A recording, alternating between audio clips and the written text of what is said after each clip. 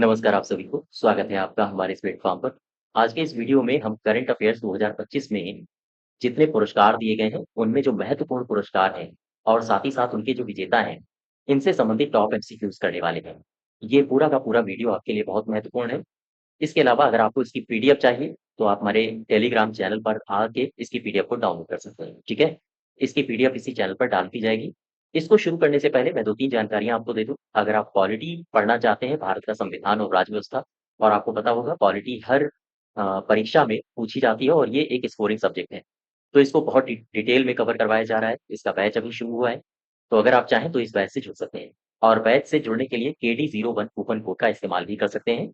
इसके अलावा अगर आप यूपी जीके और कंप्यूटर का बैच लेना चाहते हैं, उत्तर प्रदेश सामान्य अध्ययन और कंप्यूटर जो कि यूपी ट्रिपल एससी की किसी भी परीक्षा में महत्वपूर्ण है, 35 अंक यहाँ से सीधे कवर होते हैं। तो ये बैच भी आपको हमारे एप्लीकेशन में मिल जाएगा, केडी21 कूपन कोड का इस्तेमाल करके आप इसको ले सकते हैं।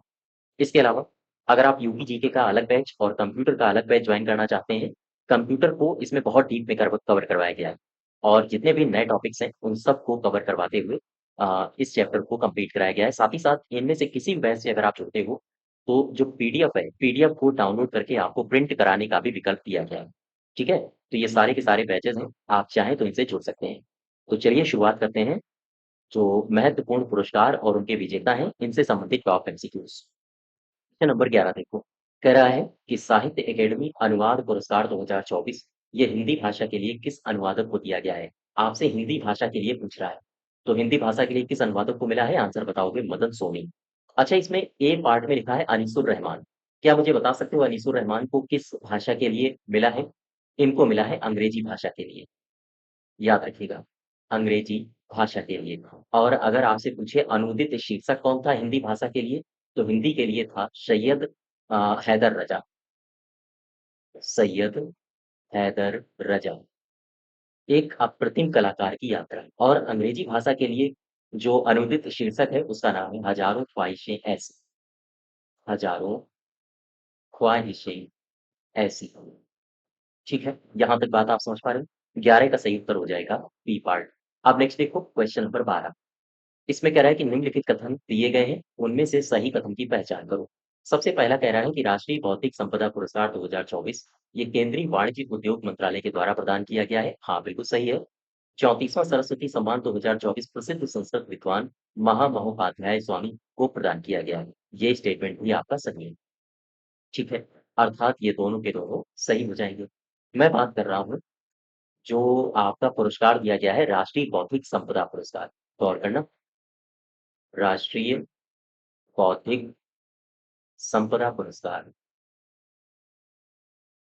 संपदा पुरस्कार।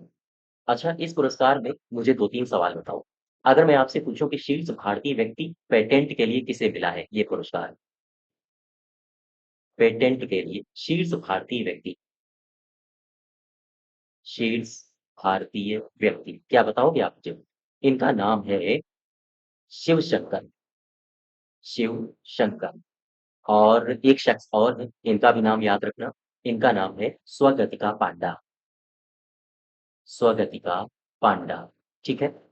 अच्छा, यही पुरस्कार मुझे बताओ डिज़ाइन के लिए किस व्यक्ति को मिला है? तो आप इनका नाम बताओगे अनुषा, अनुषा जी, ठीक है? इसके अलावा अगर हम आपसे पूछें कि यही पुरस्कार कौन से शैक्षणिक संस्थान को मिला है पेटेंट के लिए?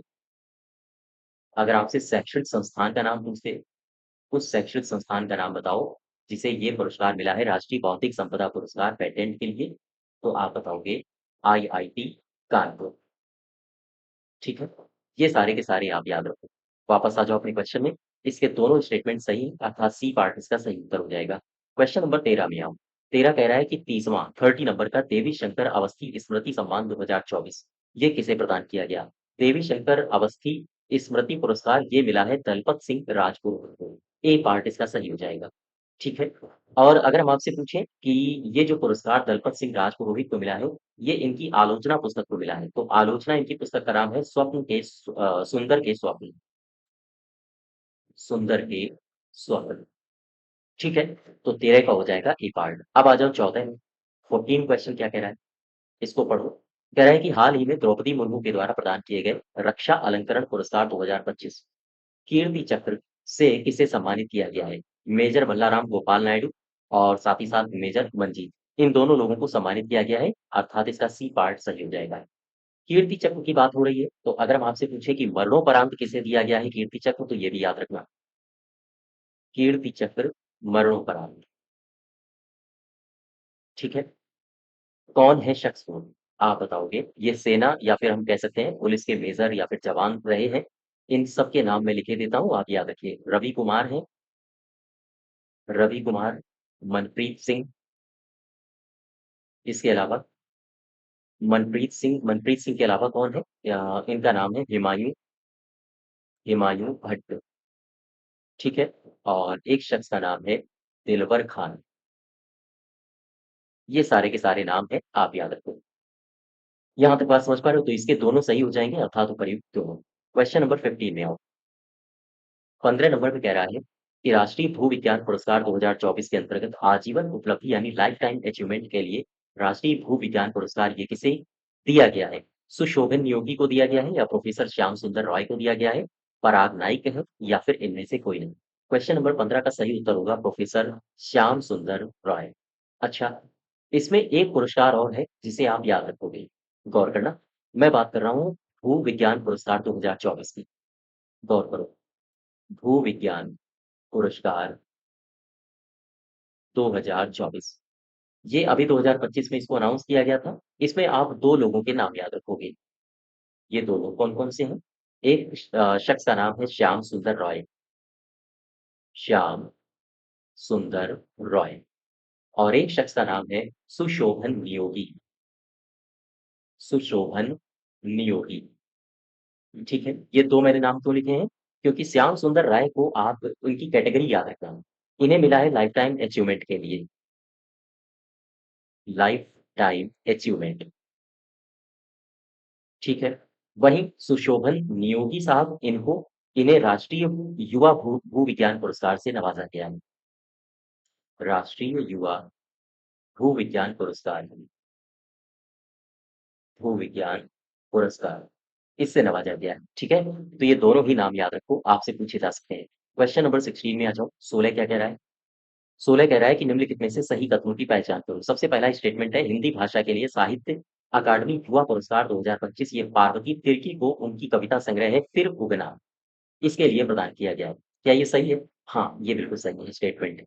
हिंदी भाषा के लिए साहित्य अकादमी बाल साहित्य पुरस्कार, ध्यान देना दोनों पुरस्कारों में अंतर है। यहाँ पर है साहित्य अकादमी युवा पुरस्कार और यहाँ पर है साहित्य अकादमी बाल साहित्य पुरस्कार 2025। ये किसे मिला है? सुशील शुक्ला को उनके लघु कहानी संग्रह 1/12 के लिए प्रदान किया गया है। ये दोनों स्टेटमेंट्स आपके सही हैं, अर्थात ए पार्ट सही हो जाएगा।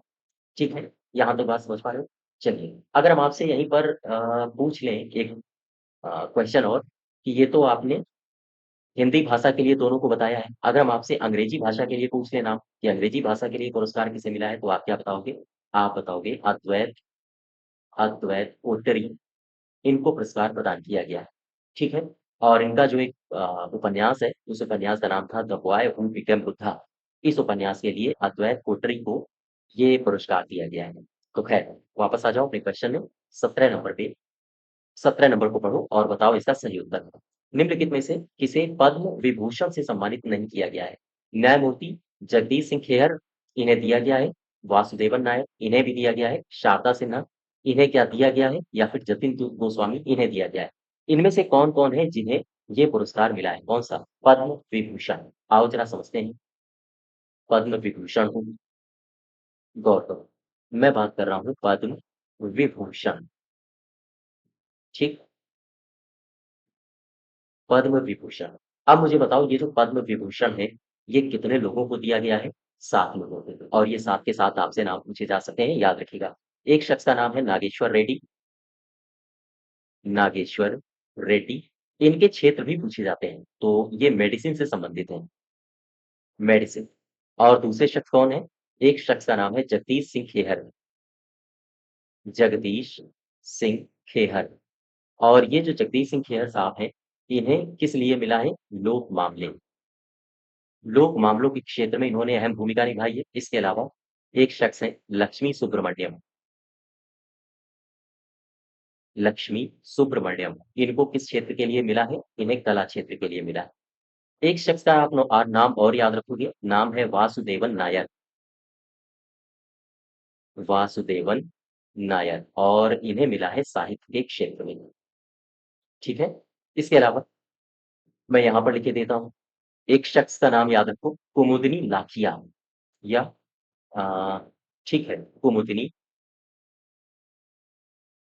लाखिया। इन्हें किस लिए मिला है? यानी इन्होंने कौन से क्षेत्र में अपनी ख्याति अर्जित की है? कला के क्षेत्र में। तो ये भी कला से संबंधित है। इसके अलावा आपने नाम सुना होगा ओसामू सुजुकी का। ओसामू सुजुकी, ये व्यापार जगत से संबंधित, तो इनको पुरस्कार प्रदान किया गया है। इसके अलावा शारदा सिन्हा, शारदा सिन्हा, ये कला से संबंधित हैं, इनको भी पुरस्कार प्रदान किया गया है। तो ये 7 लोग हैं जिन्हें पद्म विभूषण से नवाजा गया है। आंसर हो जाएगा आपका खेहर साहब हैं, नायर साहब हैं, शारदा सिन्हा हैं, जतिन गोस्वामी नहीं है। ठीक है? क्वेश्चन नंबर 18 में आ जाओ। गणतंत्र दिवस परेड 2025 में झांकियों में पहला पुरस्कार किसे प्रदान किया गया है? आप बताओगे उत्तर प्रदेश। सर्वश्रेष्ठ मार्चिंग टुकड़ी किसे मार्चिंग टुकड़ी के अवार्ड से किसे नवाजा गया है? क्या आप बता सकते हो? मार्चिंग टुकड़ी, आप बताओगे जम्मू और कश्मीर राइफल दल। और लोकप्रिय पसंद श्रेणी में शीर्ष झांकी का पुरस्कार किसे मिला है? तो आप बताओगे गुजरात को। ठीक है? नेक्स्ट देखो, क्वेश्चन नंबर 19। 19 में कह रहा है उत्तर प्रदेश हिंदी संस्थान द्वारा घोषित सुभद्रा कुमारी चौहान महिला बाल साहित्य सम्मान एवं सोहन लाल द्विवेदी बाल कविता सम्मान क्रमशः किसे दिया गया? अगर आपसे पूछे सुभद्रा कुमारी चौहान बाल साहित्य सम्मान, ये मिला है डॉक्टर करुणा पांडे को। और सोहन लाल द्विवेदी बाल कविता सम्मान, ये डॉक्टर आर पी सारस्वत को मिला है। ए पार्ट इसका सही हो जाएगा। ठीक है? अब आ जाओ क्वेश्चन नंबर 20 में। कह रहा है 5वें राष्ट्रीय जल पुरस्कार 2023 के अंतर्गत सर्वश्रेष्ठ राज्यों में उत्तर प्रदेश को कौन-सा स्थान प्रदान किया गया है? यूपी हमारा दूसरे स्थान पर रहा है। अगर आपसे पहला स्थान पूछे तो आप बताओगे उड़ीसा, दूसरा स्थान पूछे तो हमारा उत्तर प्रदेश, तीसरा स्थान पूछे तीसरे स्थान पर सॉरी, ये मैंने यूपी लिख दिया। तीसरे स्थान पर रहा है पुदुचेरी, पुदुचेरी और गुजरात। ठीक है? तो यहाँ तक बात समझ पाए? अच्छा, यहीं पर मैं आपसे 2 सवाल और पूछता हूँ। 5वां जो राष्ट्रीय जल पुरस्कार दिया गया है, उसमें मुझे बताओ सर्वश्रेष्ठ ग्राम पंचायत का पुरस्कार किसे मिला है? सर्वश्रेष्ठ ग्राम पंचायत, आप बताओगे कुल्लमपारा। और सर्वश्रेष्ठ शहरी निकाय का पुरस्कार किसे मिला है? सर्वश्रेष्ठ शहरी निकाय, ये पुरस्कार मिला है सूरत को। ठीक, तो ये सारे के सारे अवार्ड्स याद रखो, आपसे पूछे जा सकते हैं।